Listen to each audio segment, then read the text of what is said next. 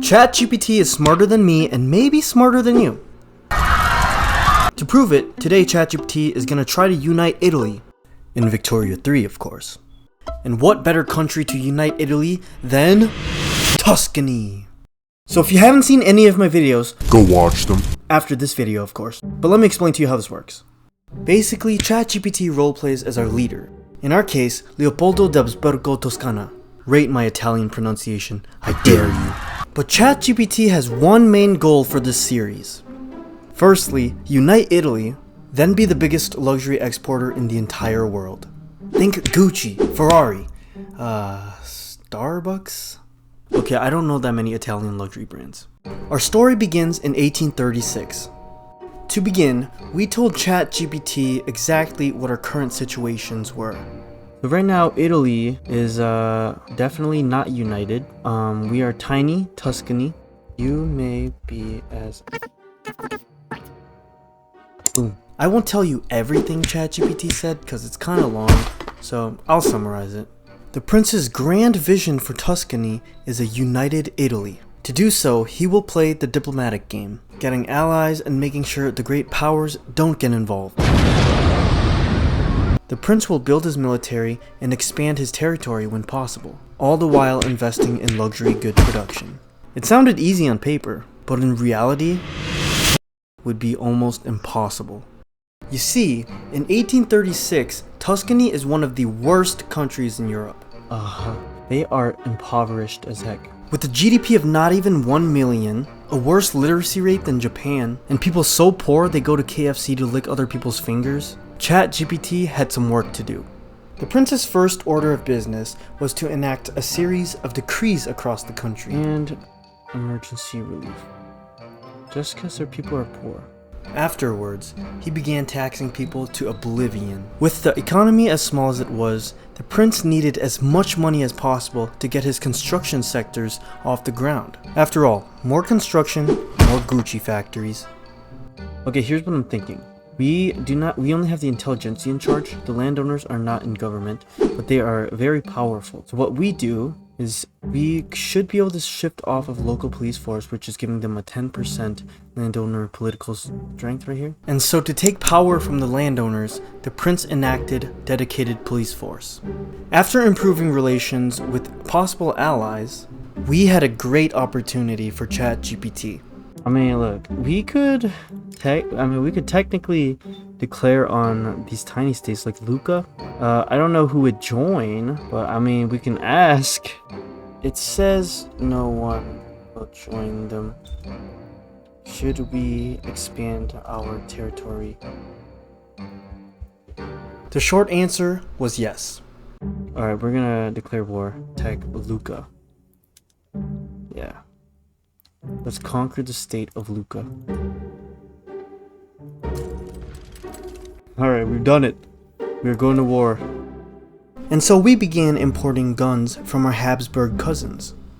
Or brothers, or wives? Help, I'm scared. So as we prepared to invade our smaller neighbor, the prince continued to expand his construction industries. Okay, so right now nobody is leaning on either side, which is nice. As long as no powers intervened, we would definitely defeat them. Oh! That doesn't sound good. Alright, we lost. After the humiliating confrontation at Lucca, the prince could not take it. And so immediately after he backed down, he decided to declare war on Modena. Again, the king of Tuscany began to ready his troops in preparation for the invasion. This would be a war of the ages. It would definitely be a crime if someone forgot to record it. Okay, like an idiot, I was not recording. We have defeated Modena. It was so cool. I had so much B-roll footage and everything. But I guess we didn't get it. Alright, conquer. Propose peace. Yay, peace. Man, I'm still so upset. So by 1837, Tuscany owned a new piece of land. It wasn't much, but it was a step towards uniting Italy. Oh yeah, look at this border gore now. Ooh, my voice cracked. I promise I'm a man. As things were settling down, our first tooling workshop was constructed. Because our construction needed a lot of tools, our factories were great. Then I discovered we could produce domestic Gucci fabric. I'm building a silk plantation. Wait, there's silk here? Oh, that's nice. But very quickly, the prince grew restless. After his easy victories in northern Italy, he wanted more.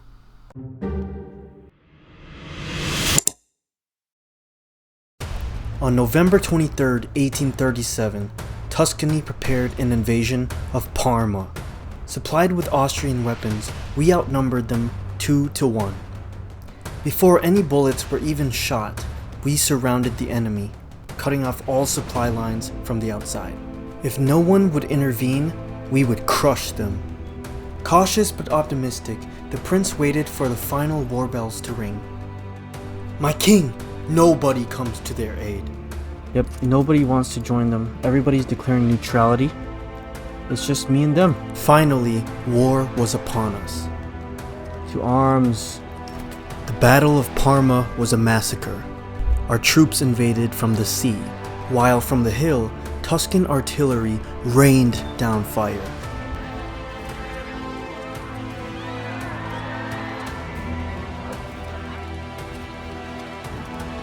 Day and night, the battle raged on. The troops were exhausted. We're retreating! Yay! The victories across Parma were swift. As news of the invasion spread at home, the people celebrated the prince. It wasn't long before the words "Unifier of Italy" was upon their tongues. And on July 25th, a peace treaty was signed. Parma was to be part of Tuscany now. Aha! Look at that border gore, but it's still kinda nasty. Oh, if I was Luca, I'd be terrified. As things were winding down, the prince began to focus more on his Gucci factories.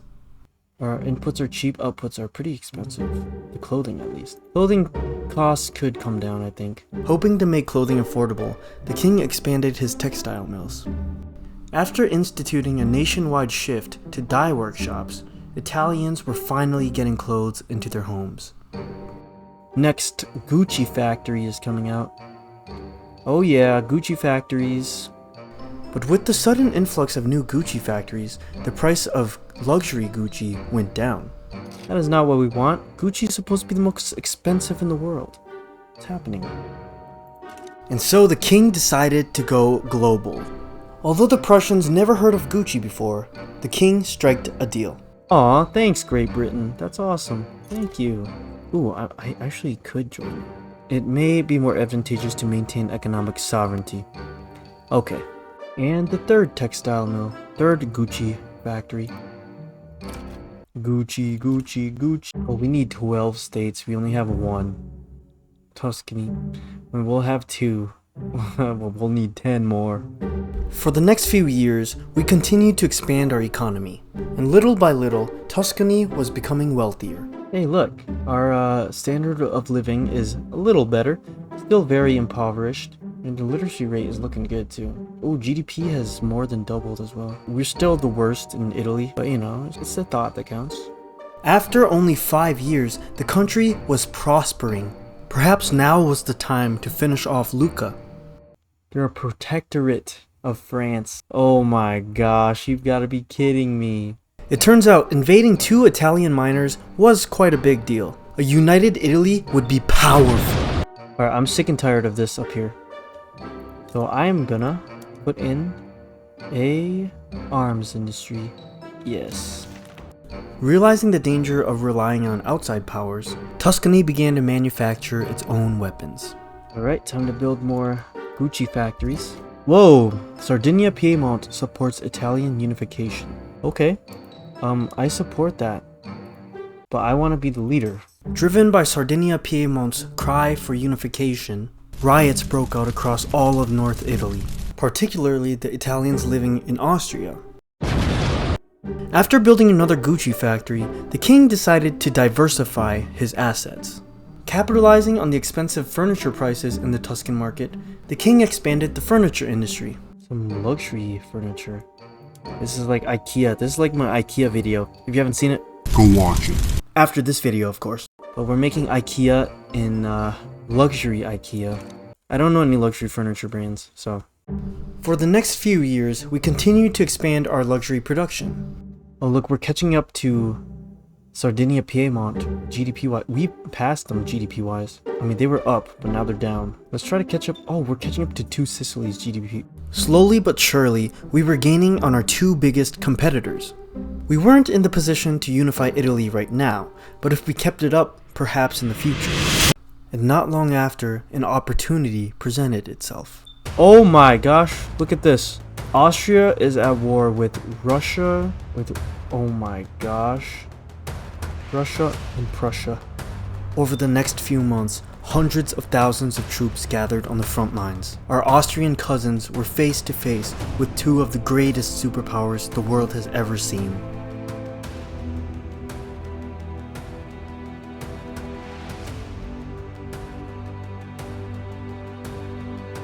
As a potential world war brewed to the north, the prince continued to expand the economy, unsure and hesitant to join a side. Sure, the Kaiser of Austria was the cousin to our very own prince, but they also held land that was rightfully Italian. Was this our chance to liberate our brothers? Times were unsure, and so the prince waited, focusing on things at home. Hey, we have a food industry. Since people were so poor, not many of them knew about this grocery thing, but as the economy prospered, so did the people. Gosh, look at France. What are all these like little icons? That's unrest, right? And instead of losing, Austria and its allies began to invade Prussia. If we wanted to unite Italy against this powerful Austria, we needed a stronger military. Increasing our military. In preparation for the war on the horizon, the prince began to expand the military.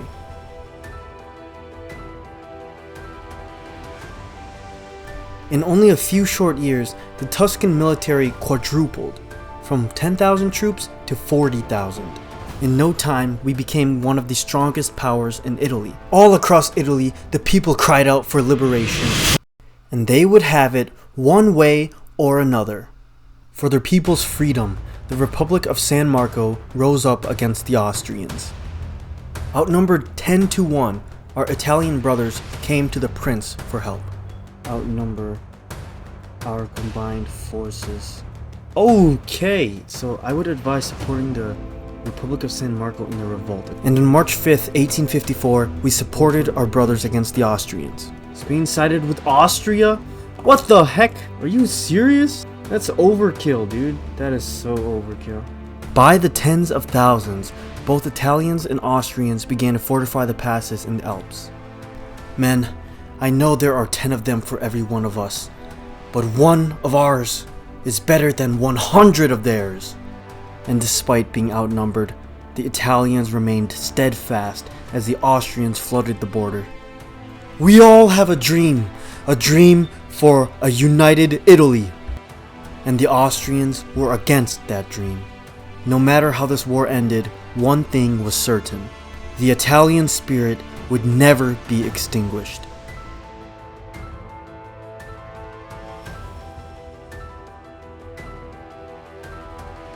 As soon as the war began, the Austrians poured out through the Alps. But we were ready for them. As the Austrian offensive pushed its way to Bergamo, our defenses were able to stop them. We're defending! There's another battle here! For Verona. Oh, they outnumber us.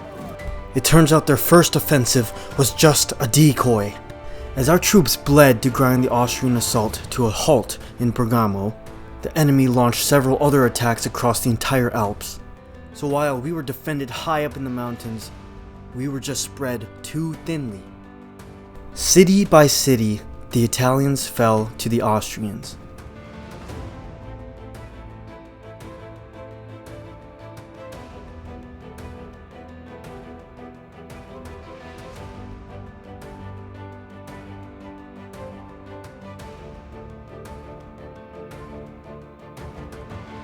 Before we knew it, the Austrians were knocking at our door in Tuscany. For the prince! Keep fighting them! But it was too little, too late. Oh, we already lost. Just a few months later, we capitulated, and our Italian brothers were wiped off the face of this earth. Ravaged by war, the entire nation was on fire.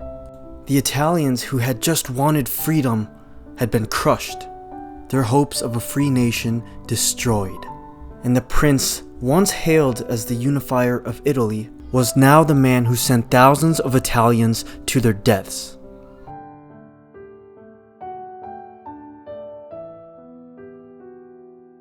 Real quick, these videos take so much work to make, so if you guys leave a like and subscribe, I would appreciate it. If you like this video, yes, you, then I'll make a part 2. Now watch this video.